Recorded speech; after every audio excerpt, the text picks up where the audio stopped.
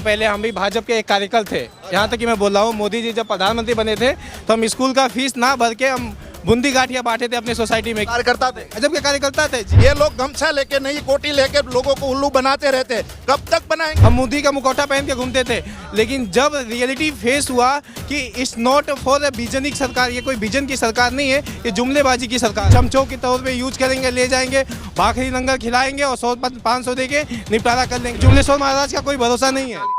सूरत में राहुल गांधी पहुंचे और राहुल गांधी से मिलने के लिए, राहुल गांधी को देखने के लिए हजारों की संख्या में लोग यहां पर पहुंचे। राहुल गांधी से मिलने के लिए, देखने के लिए सूरत की जनता यहां पहुंची। क्या माहौल दिखाई दे रहा है 24 चुनाव को लेकर? ये बीजेपी वाले प्रचार करते हैं कि भारत जोड़ो यात्रा या न्याय यात्रा में भीड़ इकट्ठी नहीं होती। उनको यहाँ आके देखना चाहिए। और मीडिया, जो आम मीडिया, जो सब मीडिया नहीं, कुछ मीडिया उसकी गुलाम बन चुकी है, जो दिखा नहीं रहे टीवी पे, सोशल मीडिया पे दिख रही है, और कुछ ईमानदार चैनल है वो दिखा रही है।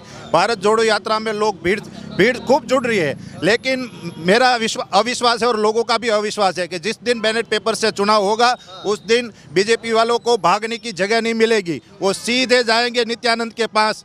हाँ, बिल्कुल वहाँ रहने जाना पड़ेगा उनको, नित्यानंद के पास, क्योंकि देश के लोग नाराज है। युवा के पास रोजगार नहीं है, बुजुर्गों के पास कुछ काम नहीं है, खेतीबाड़ी बेकार है। जहाँ भी मोदी जी जाते हैं कुछ ना कुछ गलत हो जाता है, उनके निर्णय के द्वारा गलत हो जाता है, उनके बोलने से गलत हो जाता है। चारों ओर से भारत को तोड़ रहे और राहुल गांधी जी भारत को जोड़ रहे हैं। ये सरकारी संस्थाएं तोड़ रहे हैं, शिक्षा के मार्ग को तोड़ रहे हैं, रोजगार को तोड़ रहे हैं, देश के सद्भाव को तोड़ रहे हैं, नाती जाति ज्ञाति में बांट रहे हैं। लेकिन उनका तो नारा है सबका साथ सबका विकास। वो बोलते हैं ऐसा कुछ नहीं करते। उन्होंने हमारे गुजरात में हमारी बहन जो है, हमारी बहन यशोदा बहन, उनको भी कहा था कि हम पूरे 7 जन्म तक तुम्हारे साथ रहेंगे। आज उनको बुलाने नहीं जाते। वो द्वारका में दरिया के पीछे, दरिया के तल पे, पर्सनल मुद्दा है, पर्सनल मुद्दा नहीं, वो मुद्दा है। ठीक है, लेकिन जो पब्लिक में जीता है उसके सब मुद्दे पब्लिक के हो जाते हैं। पर वो कहते तो हैं कि 140 करोड़ का मेरा परिवार है, वो कहते हैं। वो परिवार कहते हैं, लेकिन उनकी बहन आज सिलेंडर नहीं भरवा पा रही है।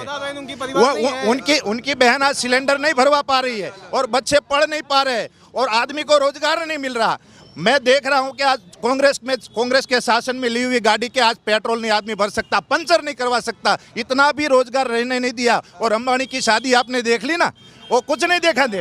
वो बोलते हैं कि वीआईपी कल्चर खत्म होना चाहिए। तो एक दिन के लिए जामनगर, 10 दिन के लिए जामनगर के एयरपोर्ट को इंटरनेशनल साबित करना, ये वीआईपी कल्चर खत्म हो गया। 1-2 बिजनेसमैन का गुलाम है।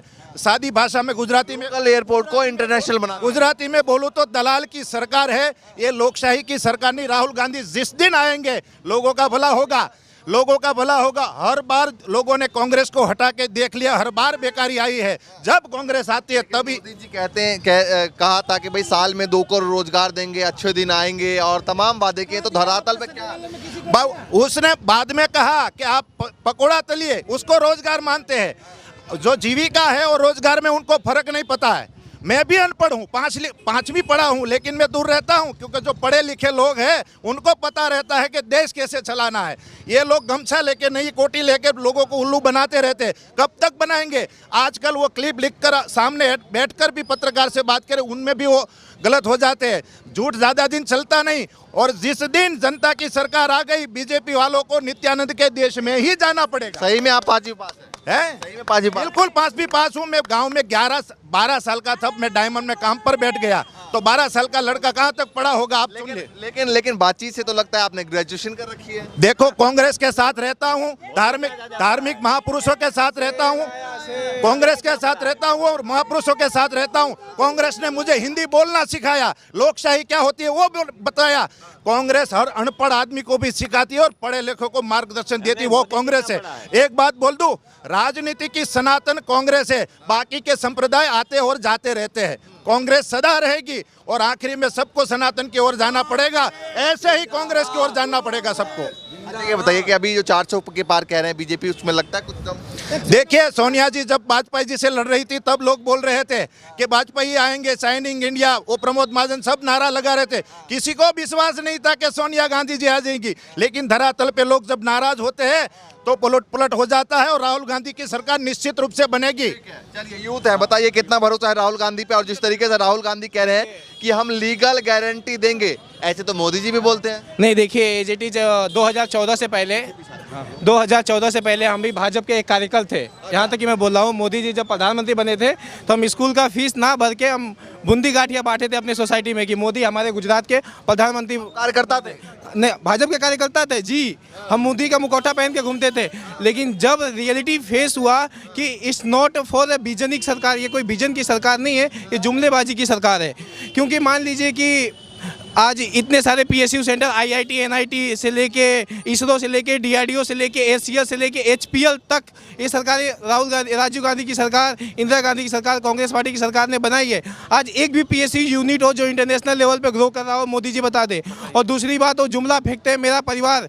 एक दिन लालू जी ने कुछ कह दिया तो ये मोदी के जो 2-4 चमचे हैं उन्होंने लिख दिया कि मेरा परिवार। अरे मणिपुर 140 करोड़ का मेरा अरे यार, मणिपुर में और घूम रही थी हमारी बहनें, क्या वो मोदी की परिवार नहीं थी? जो हमारी पहलवान बहनें जो धरना पे बैठी थी अपने सेल्फ की सुरक्षा के लिए, अपने आत्मरक्षा के लिए बेचारी अनशन में बैठी थी, वो उनका परिवार नहीं है। ब्रिजभूषण सिंह जो औरतों का शोषण करता है वो उनका परिवार नहीं है। चिन्मयानंद उनका सांसद औरतों से मालस करवाता है। मैं कभी बीजेपी का कार्यकर्ता था, आज इतना एकदम गुस्से में है आप?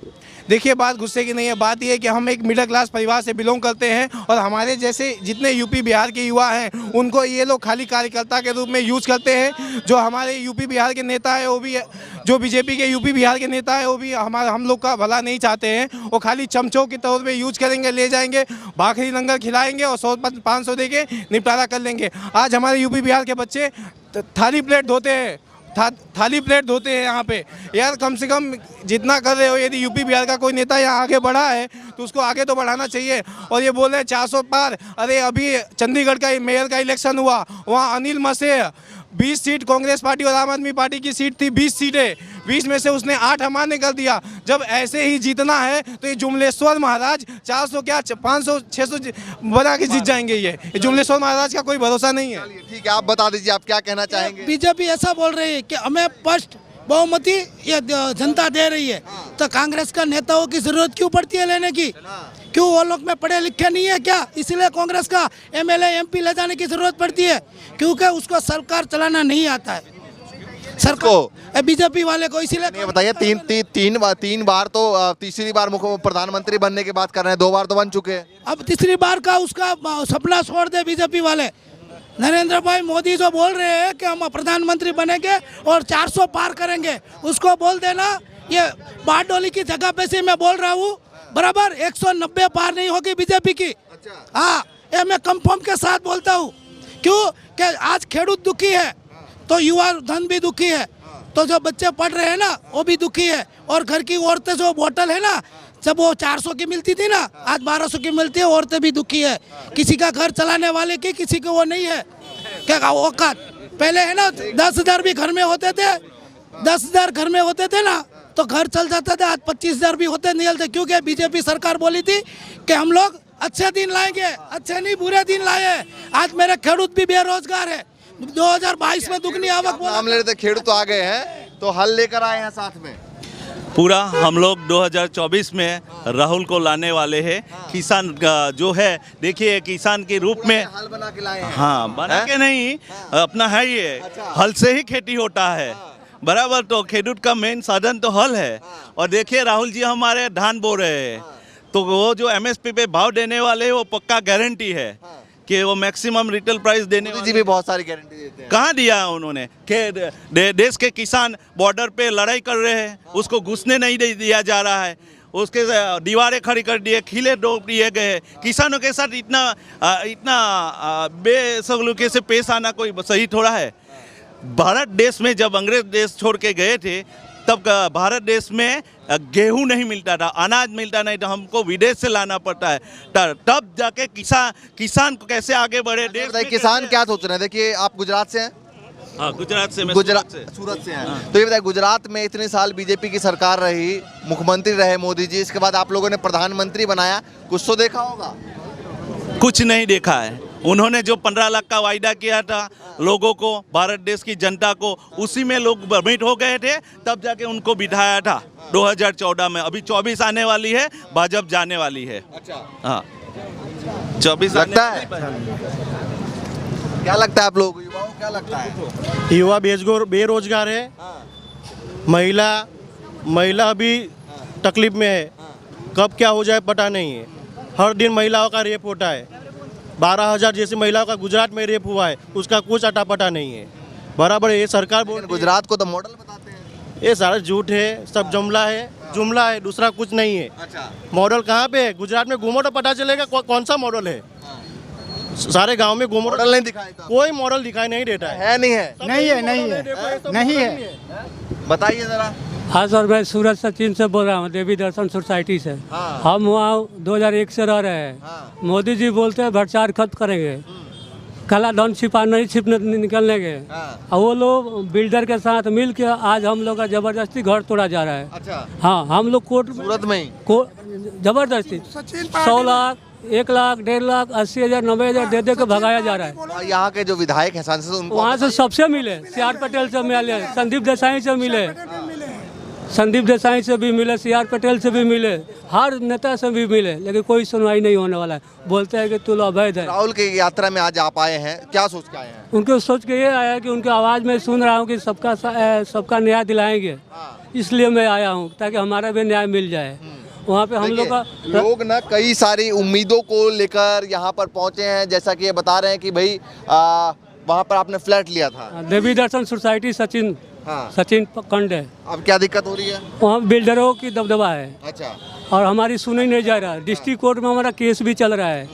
हम तो देखिए, राहुल गांधी से काफ़ी सारी उम्मीदें हैं, जिन उम्मीदों को लेकर लोग आ रहे हैं यात्रा में, अपनी बातों को रख रहे हैं। हम भी लोगों से बातचीत कर रहे हैं, लेकिन फिलहाल ये यात्रा जो है वो सूरत पहुंची है। इसके बाद अब ये यात्रा आगे बढ़ेगी और महाराष्ट्र में पहुंचेगी और वहाँ 3-4 दिनों में यात्रा का समापन होगा। लेकिन जो भी तस्वीरें होंगी लगातार आप तक पहुँचाते रहेंगे। फिलहाल के लिए नमस्कार।